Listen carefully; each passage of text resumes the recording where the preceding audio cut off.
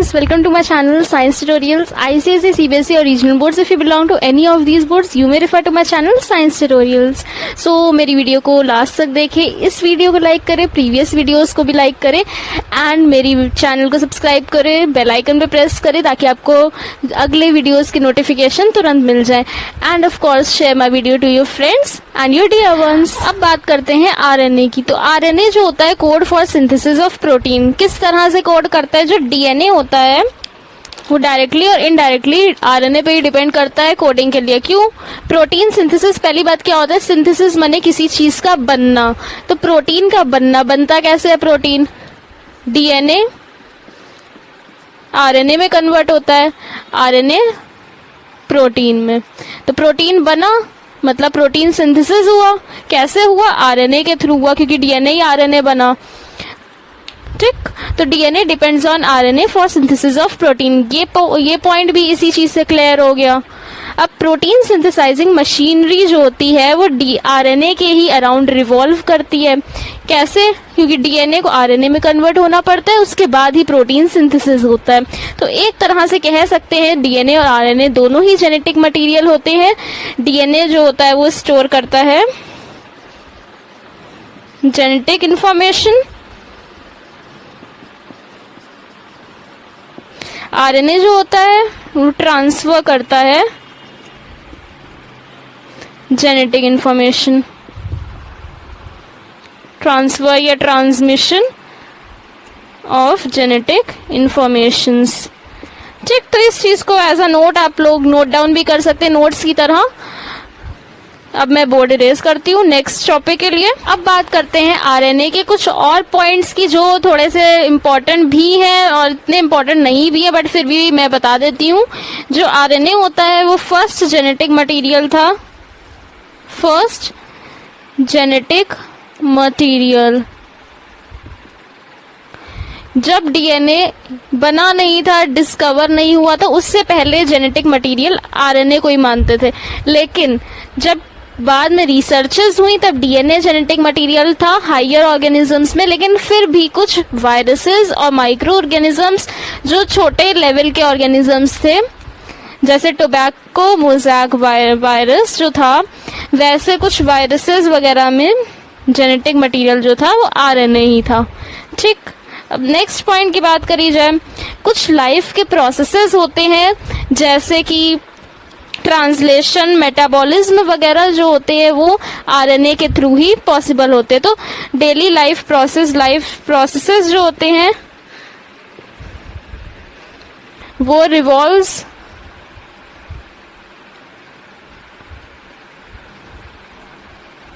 Around RNA. ठीक, अब main जो सबसे इम्पोर्टेंट पॉइंट है कि आरएनए जो होता है वो एज अ जेनेटिक मटेरियल भी काम करता है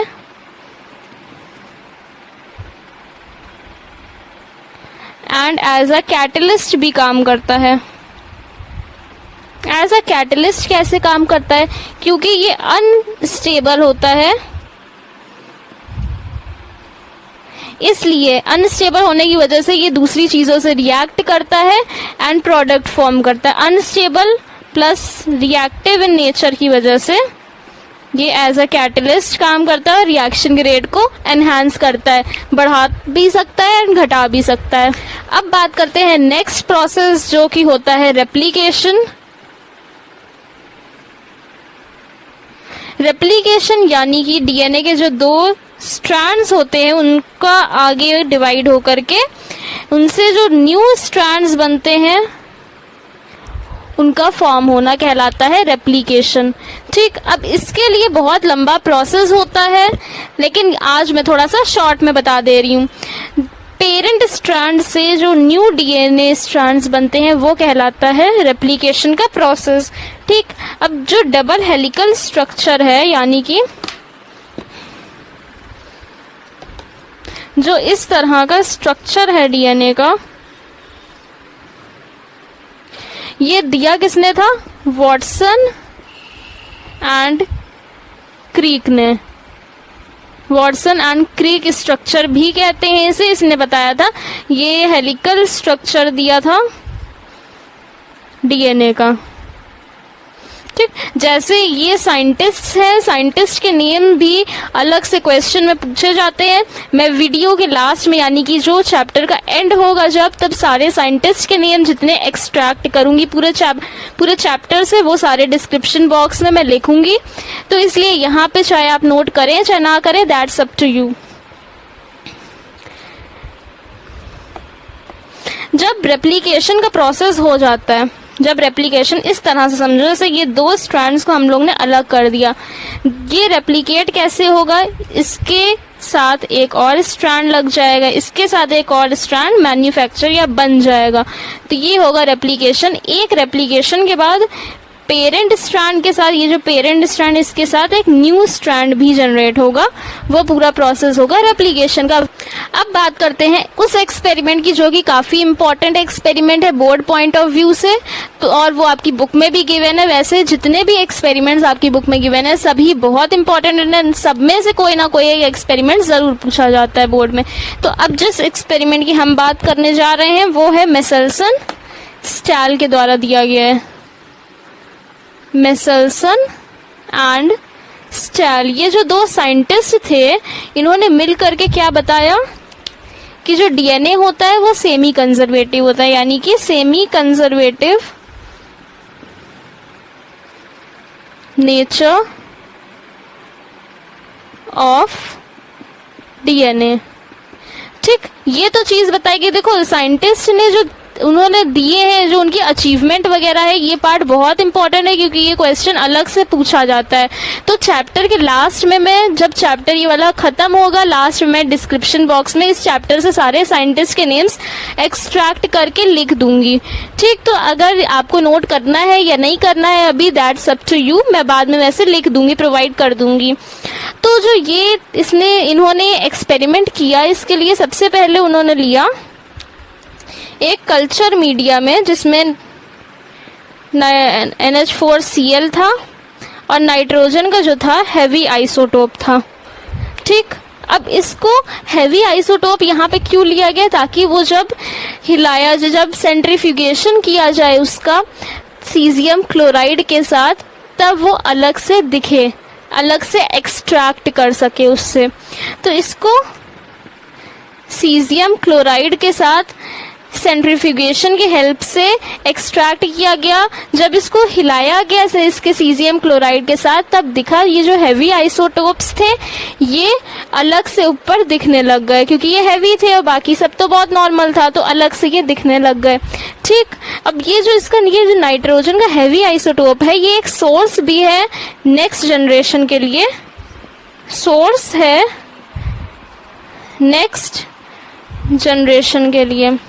ठीक, अब यही सीजियम क्लोराइड की प्रेजेंस में सेंट्रीफ्यूगेशन जो करा गया, ये करा गया नॉर्मल आइसोटोप लेकर, नॉर्मल आइसोटोप लिया नाइट्रोजन का और ये सेंट्रीफ्यूगेशन करा गया, और अलग अलग टाइम पीरियड के बाद लिए गए कुछ सैंपल्स लिए गए। ठीक, अब जो सैंपल्स लिए गए, ये चीज आप नोट डाउन कर लीजिए अपने समझने के लिए।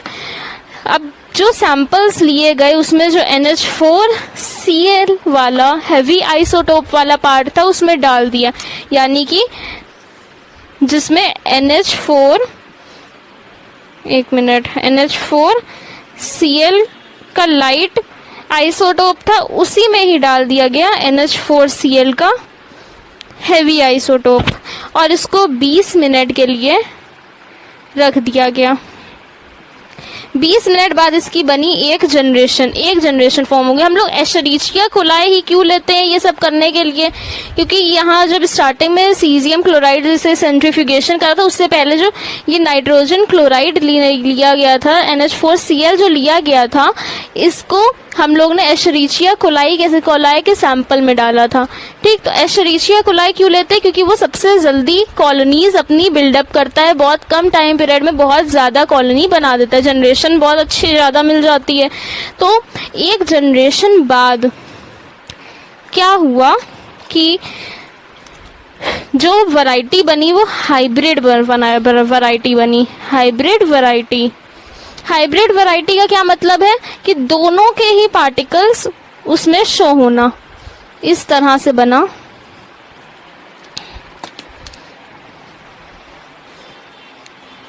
ठीक, तो एक पार्ट शो हो रहा है हैवी आइसोटोप का एंड दूसरे कलर से जो मैंने बताया है वो दूसरा लाइट आइसोटोप का, तो दोनों का मिक्सचर जो बना वो हाइब्रिड वैरायटी फॉर्म हुई।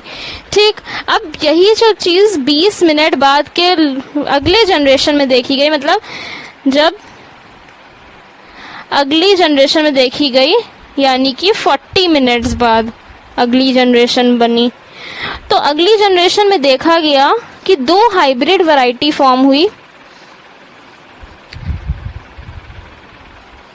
इस तरह से दो हाइब्रिड वैरायटी फॉर्म हुई एंड जो एक था ये वाला टोप का बना, दूसरा पूरे हैवी आइसोटोप का बना अगली जनरेशन में। ठीक, और जो दो वैरायटीज थी वो बन गई हाइब्रिड वैरायटी, ये दोनों बन गई हाइब्रिड वैरायटी।